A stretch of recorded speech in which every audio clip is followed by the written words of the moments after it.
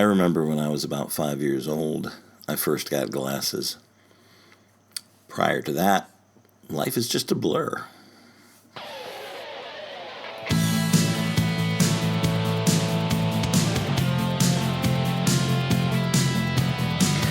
This is Across the Table, the podcast of Hannibal the Magician. Hi there, glad you're here. I'm glad I'm here. It has been a whirlwind over the past couple of weeks, and I have relished every minute of it. It has been a very long time since the last podcast when I promised you that the podcast would come on a more reliable basis. I have been convicted by Ray Bradbury. I'll tell you about that in a minute. So, for the past several months, I have been in rehearsals with an ensemble cast. As you know, I generally work as a single performer, as a solo artist, as a lone guy on stage, and I really like it that way. But I got a bee in my bonnet about being part of a group cast. The Magic Castle threw a Halloween party that lasted for over a week and basically transformed the entire castle into the murder mansion and had a big game of Clue for all the members and all their guests that showed up, and boy, did they show up. I auditioned back in September, I think it was. Maybe even as late as late August. We've been working on it for a long time. Parts of it were filmed, a lot of photography done, a lot of setup before it came out. And when I say the castle was transformed, I mean literally the entire castle was transformed. They bathed it in blood red lights. They changed the signage. They changed just about every square inch of the interior from the wall decorations. I mean, the entire walls changed to specialty rooms, to clues and things like this. And we had ourselves a big game of Clue for 8 straight days. By no huge surprise, I was cast as the heavy, as the casino owner, gambler, degenerate with a bad attitude who carries a knife. The last time I worked in an ensemble troupe, it was for the Whitechapel event in Charlotte, and I was cast as the degenerate gambler, casino owner who carried a knife. I may have found my life's role. Turns out I was the distraction, and since the event is over, I have no problem in telling you that I didn't do it. I didn't do it. I was a big red herring.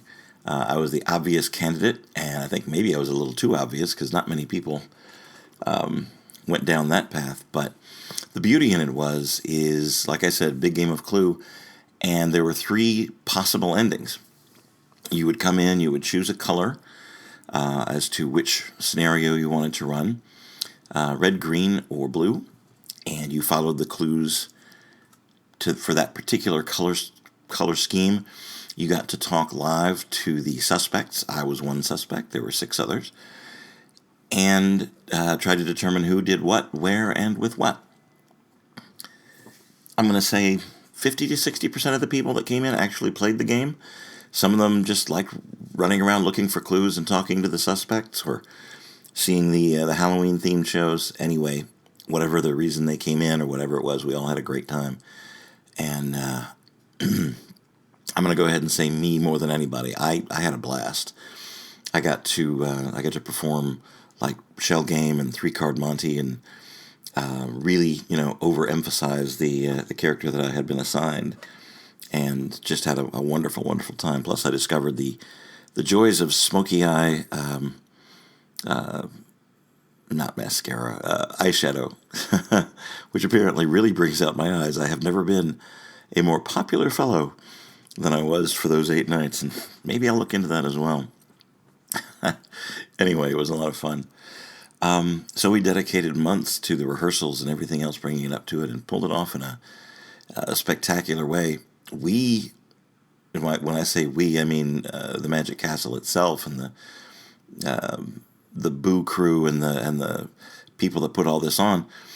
I don't think they expected quite the response that they did, but they reached capacity 7 nights out of 8 to where the cars were lined up down the street to get in, and people were lined up around the building to get in, and sometimes waiting for hours just for the opportunity to come in and play and be a part of the castle experience. So hopefully it was enough of a success to where we'll do something like it next year.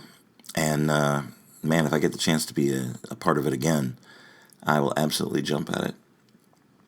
This is my 8th month here in Los Angeles, and I think I'm starting to get the stride of it. It's becoming the new normal for me, with the traffic and the people and the just the community and the social aspect of it. It has been quite a culture shock for some time, and I still don't have a full grasp on it, but I think I'm getting better. I feel more at home now than I used to. I'm resisting the urge to cough. I have a little tickle in my chest today, which is why I sound perhaps a little bit deeper. So that was a success. The Christmas holiday season is coming up, and there's a lot of things coming up on the horizon. I'm going to be on the road for almost a month. Coming up at the end of this month, I will start a run. I'll be doing 2 weeks in the library bar, the newly christened library bar at the Magic Castle, and enjoying the hell out of that. Two solid weeks. The end of this month, in the beginning of December, the week before and the week after Thanksgiving. They have unleashed me onto the unsuspecting, wonderful souls that will visit the castle in those 2 weeks. And after that, I leave L.A. almost immediately and head to the East Coast, where I have one thing after another up until mid-December, like the 15th of December. And then I'm back here. Grateful for the work. Glad it finally came in. Glad it seems that the taps are open. Some fun things happening at the castle as well, and all is well there. For those of you following along or still playing along, in addition to the podcast, there's the blog, which is getting more and more writing as we go along.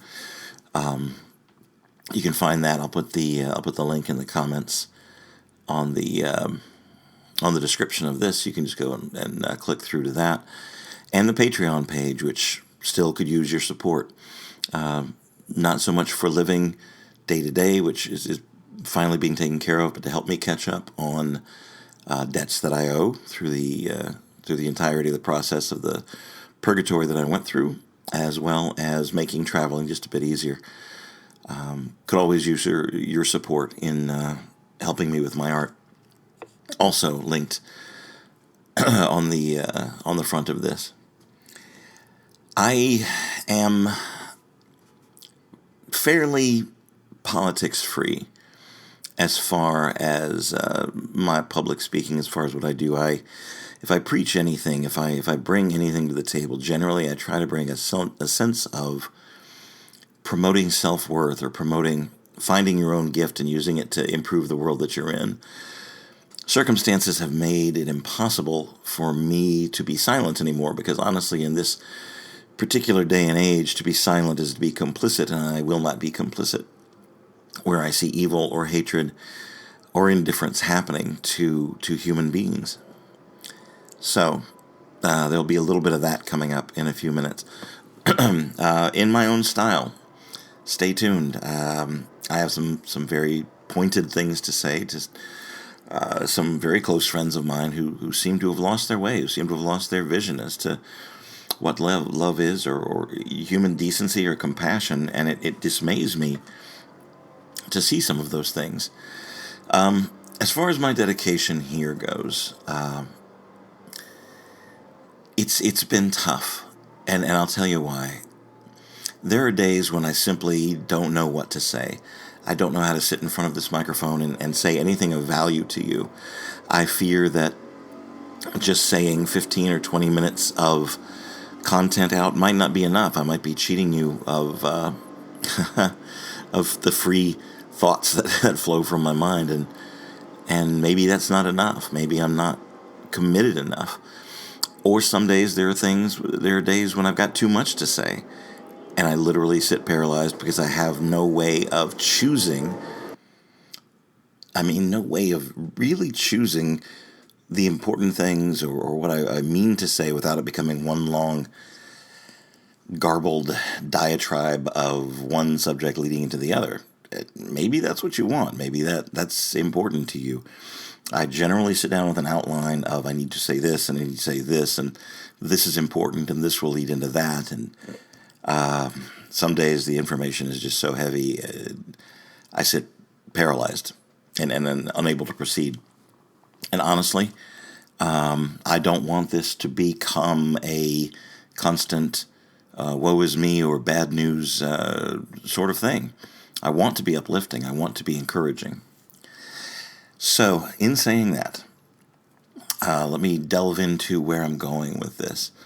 Last night, which was Friday, November the 2nd, 2018, which makes today Saturday. I probably should have said that. Saturday, November the 3rd, 2018. And I'm going to pause right there and go off on a ramble because my brain just clicked in and said, hey, remember this. Tomorrow's November 4th. Tomorrow, my oldest daughter, Carlisle, is going to turn 30 years old. I have a 30-year-old child. And let me state for the record right here, I could not be more proud of this child that I watched from birth to now and all the things she's accomplished and all of the determination and the following her own path that I tried to instill in her as a child. She currently works for a banking institution and is very successful at that and has recently gone back to school to do physical therapy because it's something that she loves and always has. So she is genuinely following the gift that has been put into her hands and is following it on her own terms. And really, what more could I ask of anyone, much less a child of mine, to embrace the love she has within herself and for herself and do as she sees best fit for the world. So, happy birthday to my darling first daughter, Catherine Carlisle. And Dad's proud. Dad's real proud. And maybe I don't show or tell you that enough, though I do strive to. So anyway, last night I went to a play here in LA called Martians, An Evening with Ray Bradbury. And it was based on Ray Bradbury, or a gentleman playing Ray Bradbury, science fiction writer, one of my favorite authors as a teen and a young adult. Wrote a lot of great science fiction fantasy, beautiful stories, very moving, especially to my young inquisitive brain, on exploration and the human condition and some other things. Shaped my world and my writing in a very unique way. And so someone put on a play about his writing style and how he chose to write and the way he came up with stories and fascinating, just fascinating. The play was done very, very well with, of course, vignettes from stories that he had written or the way he processed through things and how he got a beginning and a middle and the meat of the middle and the ending of everything. Very, very inspirational. I believe this was the debut of it here in LA, and if it travels near you, I highly recommend it. Depending, of course, on the company and the director, the one that I saw was top-notch in a small theater. And again, just phenomenal. But one of the things that, a couple of the themes that were touched on was the basis of how to write and how to put a story down and how to write a novel. And his advice on how to write a novel is don't. Don't write a novel. Write short stories. Write a bunch of different things. Challenge yourself to write a brand new short story every week so that at the end of the year you will have 52 short stories, and some of them will be good. A great deal of them will be crap and awful and stilted and unfinished. But sit down and do a short story every week. And I'm seriously considering that challenge and putting it in, my lexicon of things to do and just see where it goes. Could be fascinating. Could be tragic. But to do that, and then the three basic tenets are, 1, work. Sit down and do the work. Apparently in his library or in his workspace, he had a bunch of toys, things that he found interesting, pieces that he would find in antique shops or thrift stores that just were fascinating for one reason or for no reason, just something that caught his eye. And he would line his shelves with the things, and when he wanted to write something or was feeling stuck on something, he would pick up a toy and play with it and create from that experience. Just put the work in. The second thing was, I can't remember. I don't remember the last thing. Or the second thing. The last thing it was don't think. Was simply write. Simply get started writing. Put the words on the paper, put the words on the screen, put your hands on the keyboard, and just write and stop thinking. Just do it. Maybe it was get playful. Maybe the second thing was get playful, and that had to do with the toys. I was very wrapped up in the play itself. And he spoke of a theme, and he spoke of looking through colored glass and seeing the world in a different way, and exercises in getting outside of your own bubble. And that touched a nerve in me as well. My favorite movie of all time, with some very close contenders in the modern age, but 2001, Space Odyssey, and I know I've talked about that on this podcast in the past, and I got to see it on the widescreen again with Sarah, and both of us enjoyed it very, very much. But one of the things that came back to this was that the guy playing Ray Bradbury last night said at some point we left the cave. We were huddled in the cave, and we were fearful of what was outside, and we would venture forth and grab berries and nuts and whatever we needed to survive and then find water. But for the most part, we lived indoors in fear. And it was the ones who stopped being afraid and ventured out of the cave and went to explore the world that engaged and changed the world. We created tools because we got outside of the cave. We created life and society because we got outside of the cave. And we are finite in our time. Not only in our lifetime, but in the lifetime of our children and our children's children. Going back to brutal, medieval, invisible lines drawn by invisible gods, time really is only 4 or 5 people back.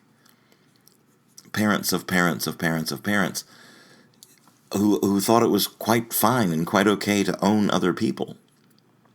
It's not that far back in our history. It's maybe 3 or 4, maybe as few as 3 people back when, these kinds of things were acceptable, and they're not anymore. Unfortunately, there are a lot of people who are stuck in that mindset, like taking us backwards rather than moving us forwards. I have a quote, and I meant to pull this up.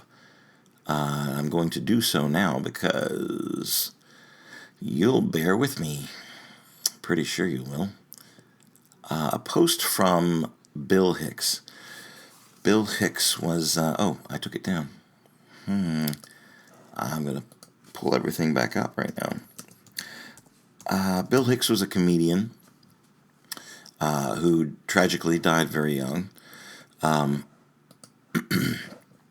Had some very radical ideas about the way things should be or not should be. Had stances that I believed in and stances that I didn't believe in. But one of his closing things, one of his closing bits, a lot of people have embraced, and right now it means a lot to me as far as the world as I see it and what I'm looking at and what's going on. Okay, right here. He says, "The world is like a ride in an amusement park. And when you choose to go on, you think it's real because that's how powerful our minds are. The ride goes up and down and around, and it has thrills and chills, and it's very brightly colored, and it's very loud, and it's fun for a while. Many people have been on the ride for a long time, and they begin to wonder, hey, is this real or is it just a ride? And other people have remembered, and they come back to us and say, hey, don't worry. Don't be afraid ever, because it's just a ride. and we kill those people. We shut him up. Shut him up. I've got a lot invested in this ride. Shut him up. Look at my furrows of worry. Look at my big bank account and my family. This has to be real. It's just a ride. But we always kill the good guys who try and tell us that. You ever notice? And let the demons run amok. But it doesn't matter because it's just a ride. And we can change it anytime we want. It's only a choice. No effort, no work, no job, no savings of money. Just a simple choice. Right now, between fear and love. The eyes of fear want you to put bigger locks on your doors, buy guns, close yourself off. The eyes of love instead see all of us as one. Here's what we can do to change the world right now to a better ride. Take all of that money we spend on weapon and defenses, and instead, spend it feeding and clothing and educating the poor of the world. And it would pay for itself many times over, not one human being excluded. And we could explore space together, both inner and outer, forever, in peace. So, the late, great Bill Hicks, in words that my limited mind would not be able to come up on, would come up with on my own. Sometimes the words of another say it just fine. I have a friend who is a rabbi, Robert Judd, who is also a supporter on my Patreon and a good friend, and quite an accomplished up-and-coming magician. I admire his work very much. I got his permission to quote something that he said, or basically a scripture. I'm sorry, Robert. A sermon that he's going to be delivering or had delivered, and I wanted to quote parts of it, but and I don't want to read it all out completely, but here's what he had to say. And I'm gonna edit heavily, so forgive me. There are words that I simply don't know how to pronounce in reading it. I do apologize, Robert. I certainly don't mean to edit you in any way. I'm going to try to get the feeling for what you had to say out, at the very least. 2 Torah verses that have been rattling around in my brain. I'm speaking as Robert now. I'm reading his words as of late. Don't be afraid, and love your neighbor as yourself.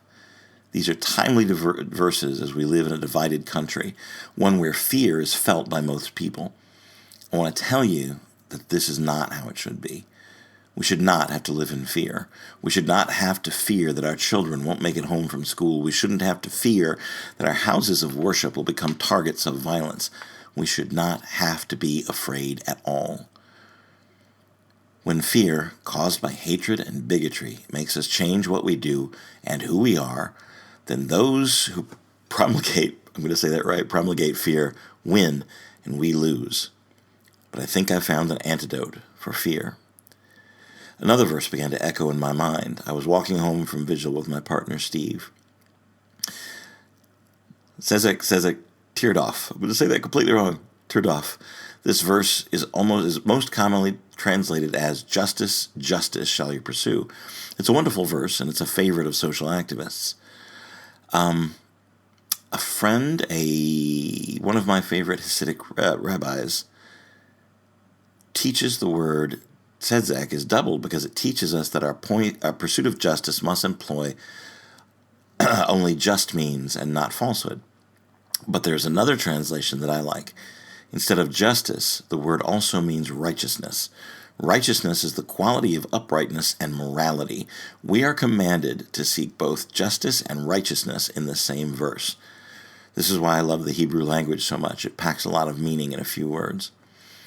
But it doesn't really matter, and I don't really care, he says, whether we translate it as righteousness or justice. What I want us to focus on is the verb, tirdof.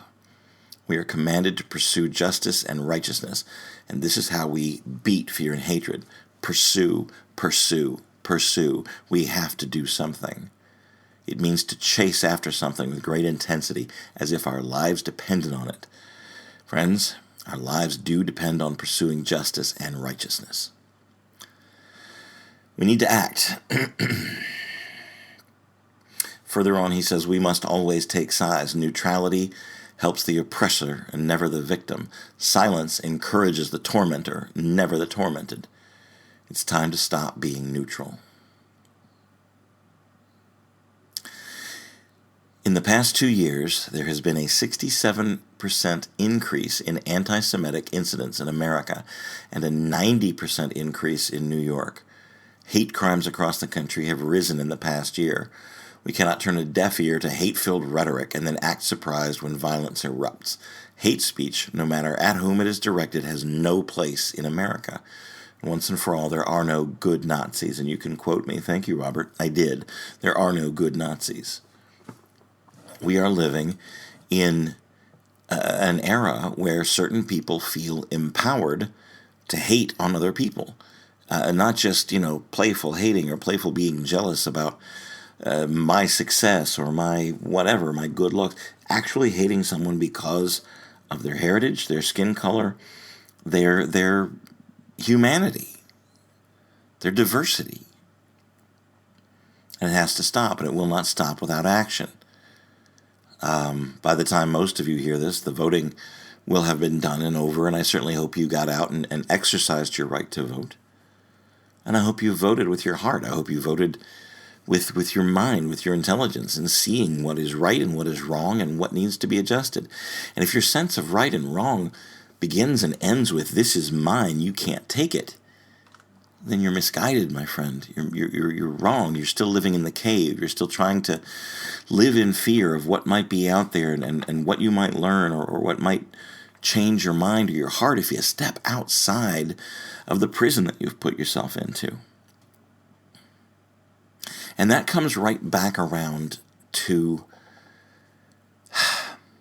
a hot-button issue, something that divides our collective consciousness as a country, something that has further divided us on things. And I'm going to put a lot of this right at the feet of the leadership of this country, who have painted pictures of people trying to leave their demolished lives and running into walls and running into hatred and suspicion and rumors. My life ended. My former life ended. My family was broken to pieces. My marriage was crushed because of words, because of rumors, because of false rumors, because people believed false things about me.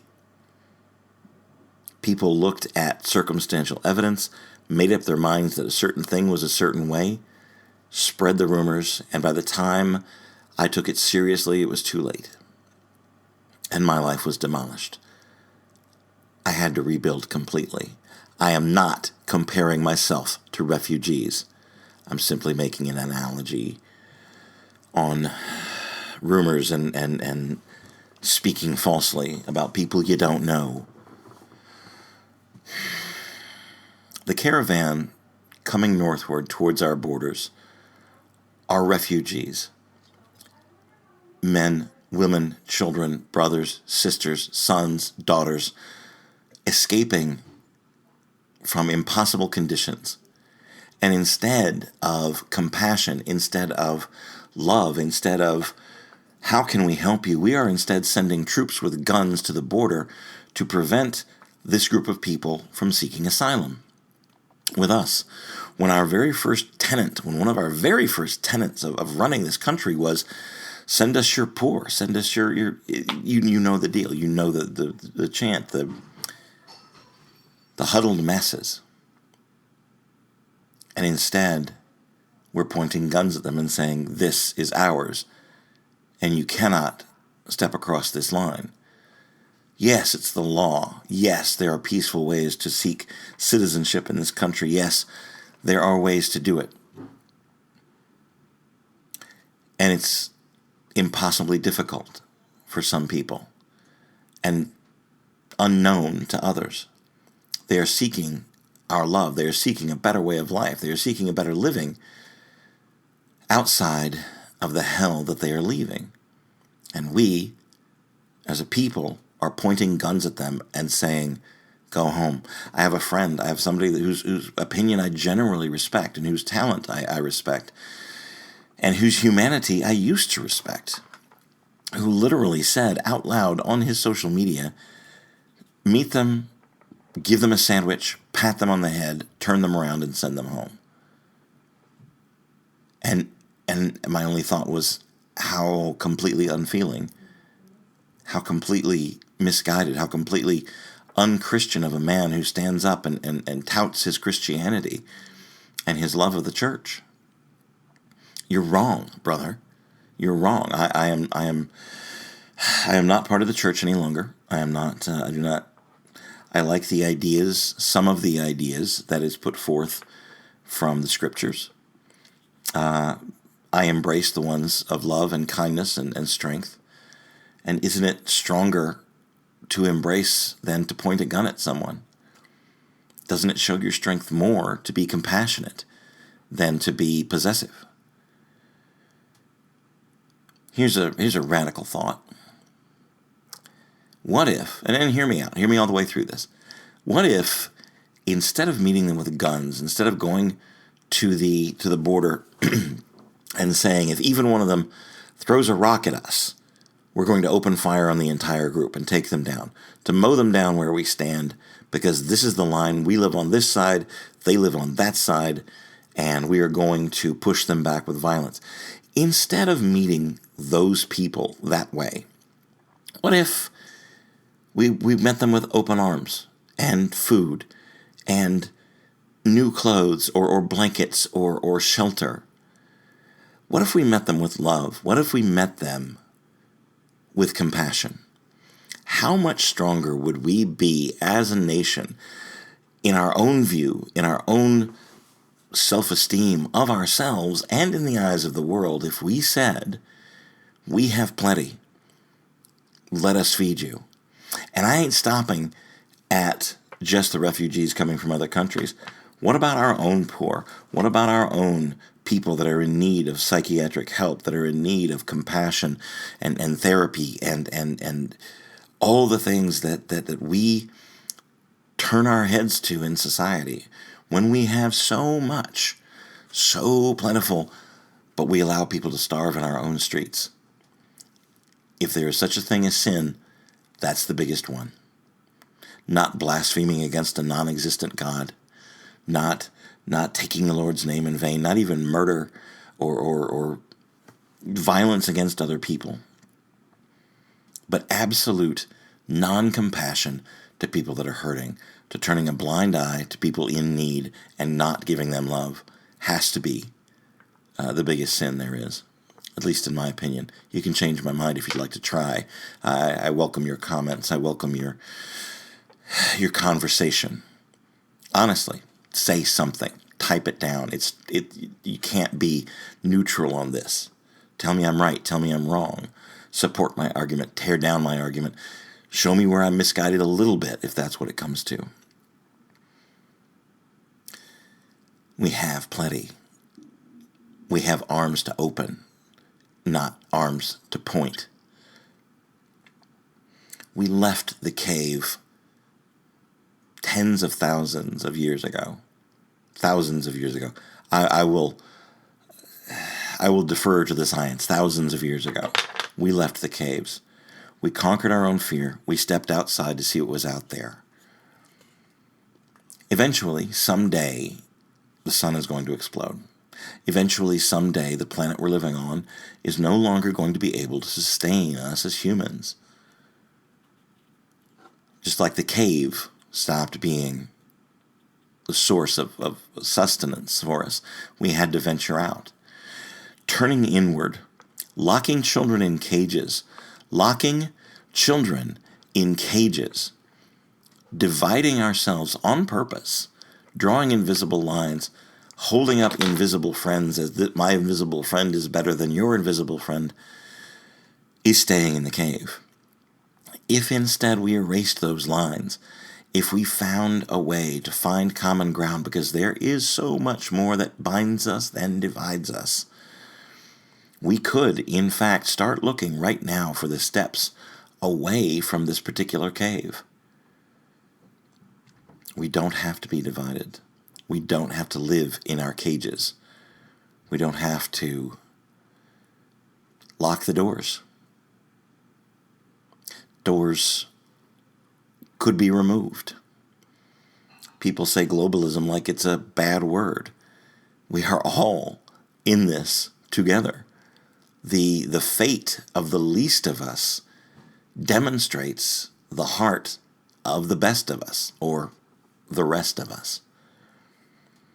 It is unconscionable, and I know I used that word wrong. It is mean of us who have so plenty to allow others to go hungry because of ideology, because of invisible lines, because of I've got mine, you go get yours. I don't know. Am I talking socialism? Am I talking communism? I'm trying to talk humanity. I'm trying to talk compassion and love. And if you are a follower of Christ, embracing that. I started off on a story, and I don't remember, honestly, if I finished it, so I'm going to go finish it now. Maybe it's the second time. We are meeting, I did not finish it, we are meeting people at our borders with guns and saying, we don't have the resources for you, go home, we don't want you here, go back to your horrible, tormented lives, we don't want you here. That's, in effect, what we're saying. For those of you that study the life of Christ and study the life of Jesus, that embrace the New Testament as the ordained voice of God, I recall a story, and I used to teach these things, so bear with me, but I recall a story where Jesus had finished preaching, and there was multitudes of people hanging around, waiting for the next day when he would start up again, or some event was going to keep happening, and he had just finished preaching, he had just finished talking to him, and there were thousands. And his disciples, his leadership team, the people that he relied on, his bros, came up and said, man, got to send everybody home. There's not enough to feed everybody. You need to tell them to go home. We don't have the resources to feed them. And by Christ, your Jesus, our Jesus, this teacher, this rabbi, said, no, the Lord will provide. The universe will provide. And he prayed, and he put out his hands, and someone came forth with some bread and some fish, and they fed everybody. They found a way. They had leftovers.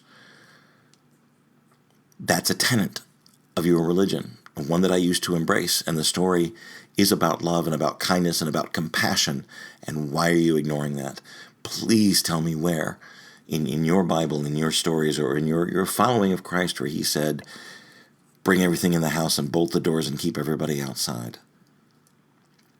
Don't love your neighbor. Don't love your enemy. You know, we have neighbors that we are making into enemies because of our attitude. Instead, if we hold compassion for the people that hate us, if we find a way to show them love, if we find a way to feed the needy, if we find a way to get medicine to the sick, if instead of pouring so much money into violence, into weapons, if instead we funneled that knowledge, that science into healing, into compassion, we'd be a better people for it. We'd be more godly people for it, if you want to embrace that term. We could stop people from starving to death just inches away from wasted food, wasted resources. I'm rambling. I'm sorry. I'm not sorry. We have the means to be a better people. We have a means to love one another. We have a way to open our arms instead of pointing guns. We have a way out of the cave. We have a way to unlock the doors of our own prison and explore space, both inner and outer, together. And all we have to do is decide we're going to do it. It's literally that simple. Strength through kindness, strength through nonviolence, strength through humanity, and love.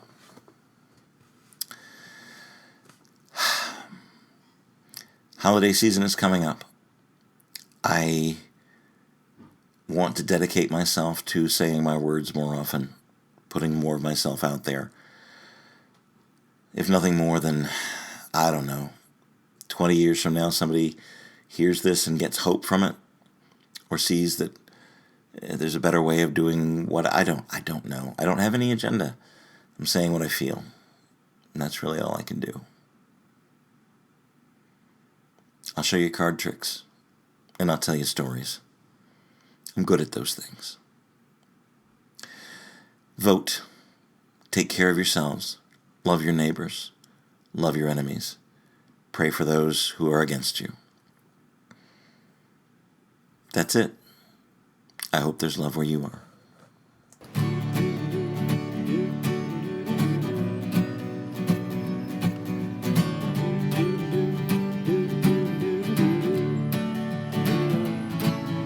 Sitting on the corner, staring down the street, whoa, making funny faces at the people we don't meet, whoa, whoa, holding out our pockets for all the world to see, whoa, singing our old songs, busking you and me, whoa, whoa, whoa. It's funny how they always seem to wanna get away from you. Just throw a little money and say, hey man, now do just what you do. You sing a little anthem and answer, hey man, I am. Just a little more dough and I'll show you where I stand. And that's the plan, ain't life grand? Raking in the quarters, nickels, and the dimes of woe.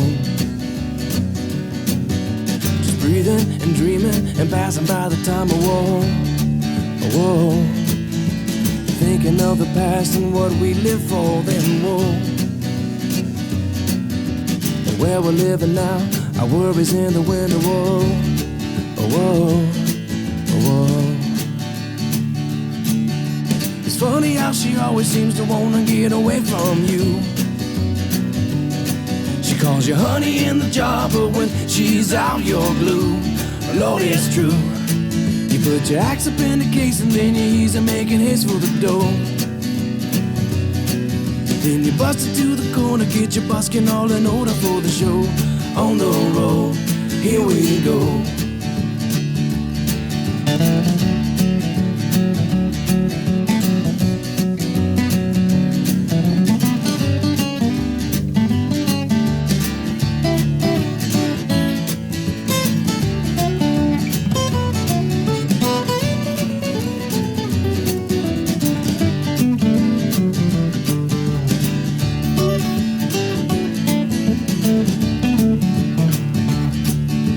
Stealing time from boredom, busk away the day, whoa. Dream of records to go every time I play, whoa, whoa. Days turn into weeks and weeks are into years, whoa. We live for the fans and making music in their ears, whoa, whoa, whoa.